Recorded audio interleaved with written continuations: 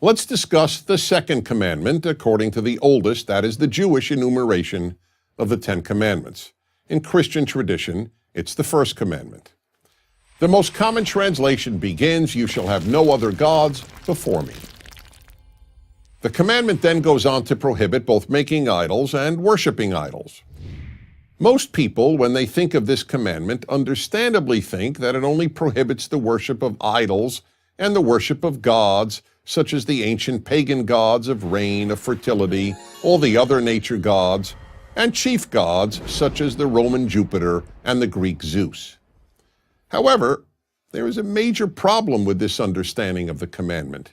Since no one today worships these gods, let alone worships idols made of stone, most people think that this commandment is irrelevant to modern life. The irony, however, is that this commandment is not only relevant to modern life, it is in many ways the mother of all the other commandments. Why is it so relevant today? Because today we have as many false gods as the ancients did. And why is it the mother of all the other commandments? Because if we identify false gods and avoid worshiping them, we will eliminate one of the greatest barriers to a good world, false gods. So let's begin by defining a false god. The point of biblical monotheism is that there is only one God, and that only this God, the creator of the universe, who demands that we keep these 10 commandments, is to be worshipped. Why? First, because one God means one human race. Only if we all have the same creator or father, as it were, are we all brothers and sisters. Second, having the same parent also means that no person or group is intrinsically more valuable than any other. And third, one God means one moral standard for all people. If God declares murder wrong, it is wrong for everyone, and you can't go to another God for another moral standard. When anything else is worshipped, bad things result. Not only things that can obviously lead to evil, such as the worship of power, or race, or money, or flag, but also things that are almost always seen as quite beautiful, such as art, or education, or even love. Yes, any of these often wonderful things, when worshipped, can lead to terrible results.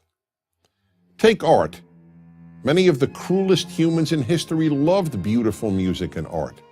But as a music lover, I learned early in life the sad fact that great music can be used to inspire people to follow evil just as much as it can be used to inspire people to do good. The great Hollywood director Stanley Kubrick vividly made this point in his classic 1971 film, A Clockwork Orange. In it, men rape and murder while classical music plays in the background. Take education. We all recognize how important education can be, from preparing people to be able to find work to understanding the world. But education in and of itself, divorced from the higher ends of God and goodness, can lead, and often has led, to great evil. Many of the best educated people in Germany supported Hitler and the Nazis, and almost all of the Western world supporters of the genocidal regimes of Stalin in the Soviet Union and Mao in China were highly educated. There is nothing about a PhD that guarantees a person will be wiser, kinder, or more ethical than someone with only a high school education. The same holds true even of love. Love, of course, is so often beautiful, but it too can lead to evil. In the 20th century, people who put love of country above love of God and goodness often committed terrible evil. And here's a test for you. Imagine that the pet you love and a stranger, a person you don't know and therefore could not possibly love, are drowning.